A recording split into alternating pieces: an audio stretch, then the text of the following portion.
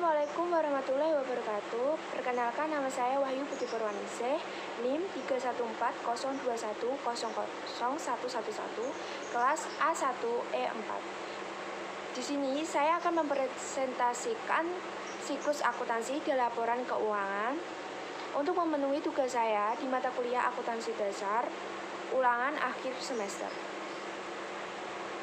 Pertama, siklus akuntansi atau secara khusus dihadirkan sebagai proses berulang untuk melakukan identifikasi, analisis, dan merekam setiap kegiatan akuntansi dalam sebuah perusahaan.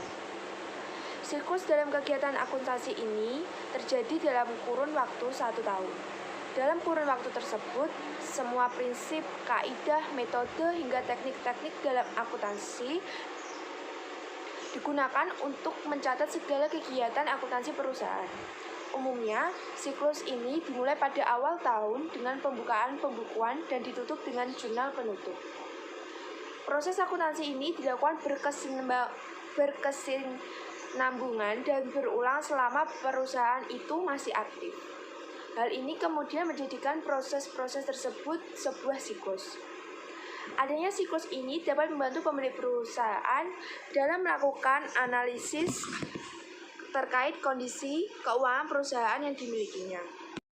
Tahapan siklus akuntansi ini dibagi menjadi beberapa bagian.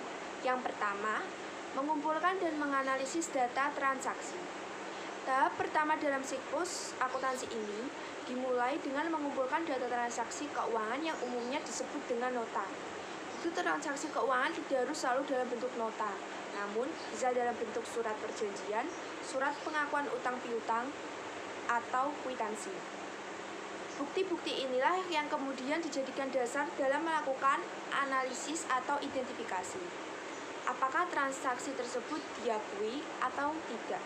Misalnya, usaha Anda pada tanggal 7 Januari 2021 melakukan pembelian pesawat telepon, di mana dalam pembelian tersebut Anda mendapatkan nota sebagai bukti pembelian. Selain membeli pesawat telepon, Anda juga memberikan uang makan karyawan produksi, dan karyawan yang menerima uang makan menandatangani kwitansi. Bukti pembelian telepon dan kwitansi uang makan ini yang dikumpulkan oleh staf accounting yang kemudian diverifikasi apakah bukti tersebut sah atau tidak dan berapa besarnya nilai yang diakui. Maaf. 2. Ada membuat jurnal atau posting. Setelah bukti transaksi diterima dan dianalisis, maka tahap berikutnya adalah memasukkan nilai yang tercantum pada bukti transaksi ke dalam buku catatan transaksi.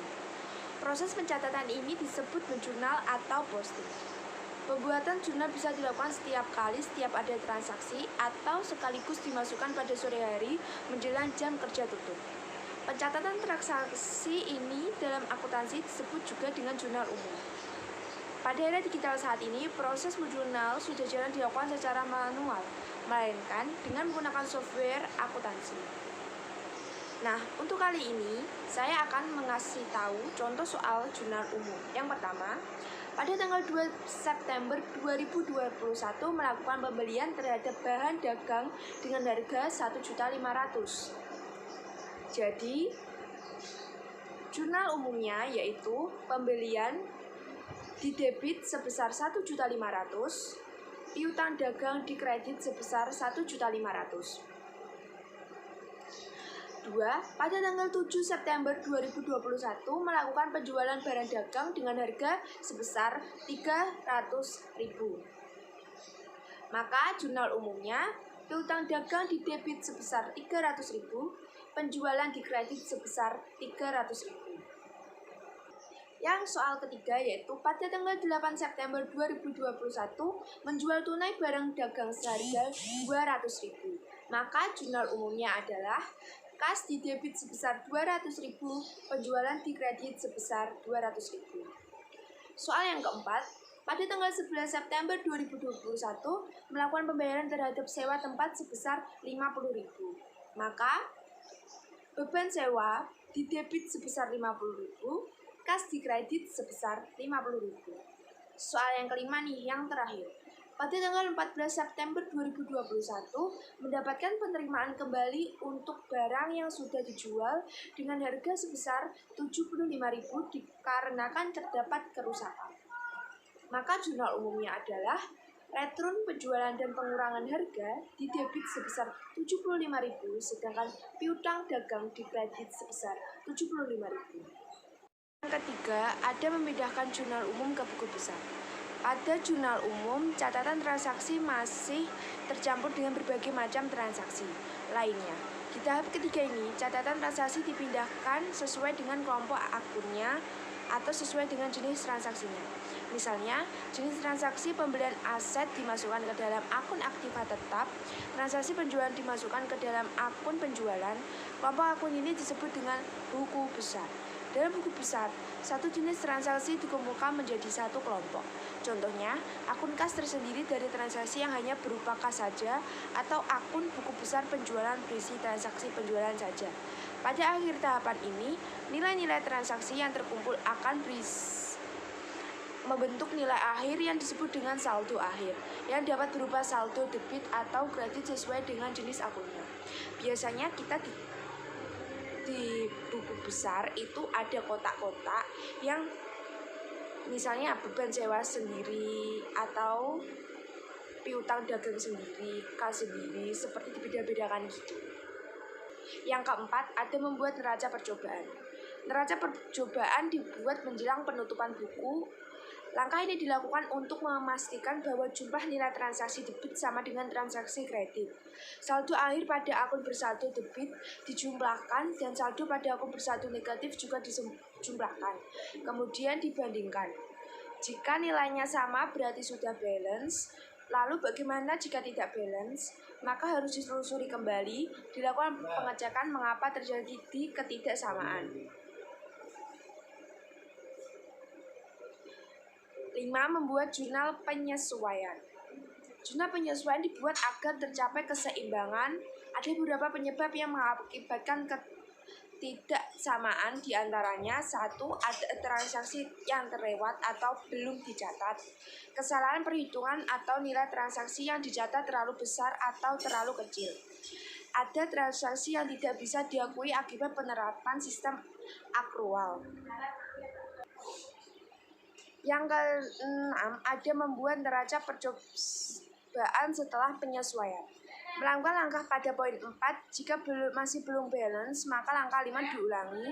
Kedua langkah tersebut harus dilakukan sampai balance. Lalu kita ada laporan keuangan.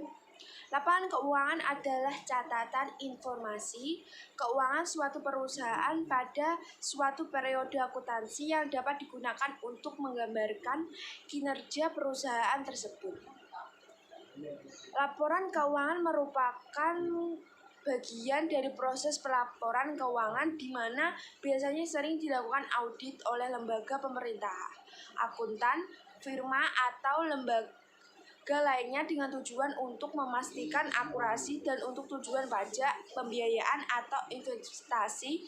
Laporan keuangan yang lengkap biasanya meliputi laporan posisi keuangan atau neraca, laporan laba rugi komprehensif, laporan perubahan ekuitas, laporan perubahan posisi keuangan yang dapat disajikan berupa laporan arus kas atau laporan arus dana, catatan di laporan serta materi penjelasan yang merupakan bagian tak terpisahkan dari laporan keuangan. Fungsi laporan keuangan, investor dan analisis mengandalkan data keuangan untuk menganalisis kinerja perusahaan dan membuat prediksi tentang arah masa depan harga saham perusahaan. Salah satu sumber terpenting dari data keuangan yang andal dan audit adalah laporan tahunan yang berisi laporan keuangan perusahaan. Laporan keuangan digunakan oleh investor, analisis pasar, dan kreditor untuk mengevaluasi kesehatan keuangan yang berpotensi pendapatan perusahaan. 3 laporan keuangan utama adalah neraca, laporan laba rugi, dan laporan arus kas. Laporan laba rugi.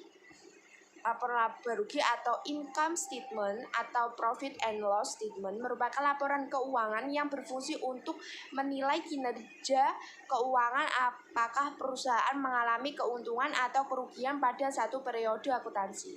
Selain untuk mengetahui keuntungan atau kerugian, laporan laba rugi juga dibuat untuk memberikan informasi tentang pajak perusahaan, bahan evaluasi manajemen, dan membantu dalam pengambilan keputusan. Laporan arus kas. Laporan keuangan yang arus kas ini atau cash flow statement. Laporan arus kas memberikan informasi tentang aliran kas perusahaan yang masuk dan keluar. Selain itu, laporan arus kas juga berfungsi sebagai indikator untuk memprediksi arus kas di periode yang akan datang. Neraca atau balance sheet merupakan laporan keuangan yang menunjukkan posisi dan informasi keuangan sebuah perusahaan. Dalam laporan neraca, kamu akan melihat informasi tentang aset, kewajiban, dan modal perusahaan secara lengkap dan rinci. Dengan kata lain, elemen dalam laporan neraca hanya tiga akun tersebut. Penutupan buku. Pendapatan biaya yang diakumulasi dilaporkan untuk periode tertentu, bulanan, kuartal, atau tahunan. Agar akun pendapatan dan biaya tidak tercampur dengan periode berikutnya, maka harus ditutup pada setiap akhir periode sehingga saldonya 0. Selisih yang dihasilkan antara pendapatan dengan biaya akan memberikan nilai tertentu. Nilai inilah yang disebut dengan laba atau rugi. Disebut laba jika selisih bernilai positif, sedangkan rugi jika selisih bernilai negatif. Setelah langkah ini dilakukan, maka akun pada pendapatan dan biaya bernilai 0. Akun yang memiliki nilai 1 adalah akun yang masuk dalam kelompok neraca, piutang, kas, persediaan, aktiva tetap, modal. Selanjutnya ada membuat penyesuaian kembali. Inilah tahap terakhir dalam siklus akuntansi. Membuat penyesuaian kembali ini dilakukan untuk 1. Memastikan semua kelompok akun pendapatan dan biaya sudah ditutup. Memastikan semua saldo akun pada kelompok neraca sudah balance dan siap digunakan menjadi saldo awal pembukaan buku periode selanjutnya. Rangkaian tahapan tersebut merupakan siklus akuntansi yang akan terus berulang pada periode selanjutnya selama perusahaan masih berjalan. Lalu ada jurnal pembalik. Jurnal pembalik memiliki fungsi mempermudah pencatatan transaksi pada awal periode akuntansi yang baru, terutama yang berhubungan dengan ayat jurnal penyesuaian. Menyederhanakan penyesuaian jurnal pada periode akuntansi berikutnya, jurnal pembalik dapat memberikan manfaat bila perusahaan membuat ayat jurnal yang jumlahnya banyak. 3. Meminimalkan kesalahan atau kekeliruan yang mungkin bisa terjadi, seperti menghindari pengakuan biaya atau pendapatan yang double karena penyusutan ayat jurnal penyesuaian. Sekian presentasi dari saya. Apabila ada salah kata atau tutur yang kurang mengenakan, saya mohon maaf yang sebesar-besarnya. Wabillahi taufiq wal hidayah. Wassalamualaikum warahmatullahi wabarakatuh.